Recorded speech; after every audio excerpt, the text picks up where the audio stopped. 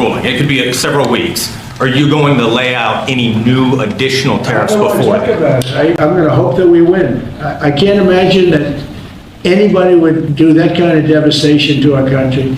You know, we'd have to pay back trillions. We've taken in trillions. We haven't taken in billions. We've taken in trillions of dollars.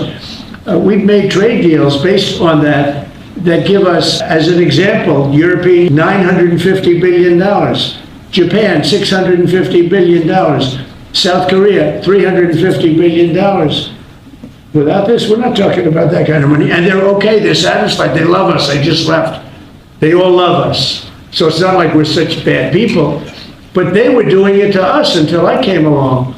Now they don't do it to us, we do it to them a little bit.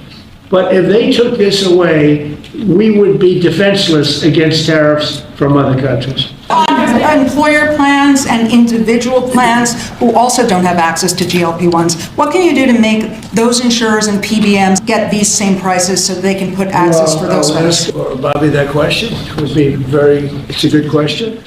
Absolutely. Many Americans receive their insurance through the commercial markets. The companies have committed to ensure that worst prices are at MFN on GLP-1s and are committed to continue to negotiate those prices down based on volume, just as they do in any other instance.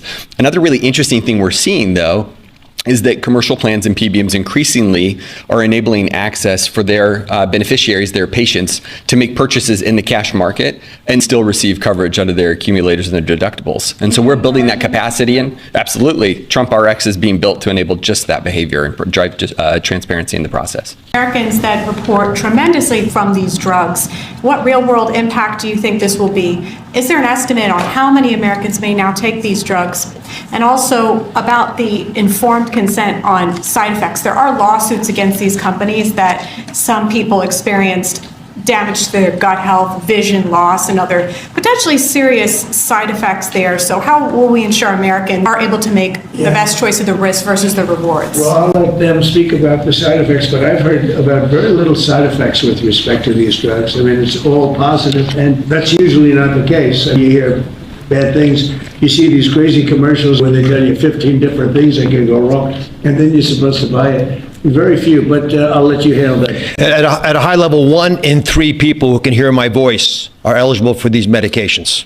That's the magnitude of impact. And we believe, just to reemphasize, we will actually save the American taxpayer money if people use these drugs appropriately for the duration for which they're indicated. There are always going to be side effects of anything strong enough to help you, strong enough to hurt you. The question is the trade-off worth it? We know the ravaging risks of obesity and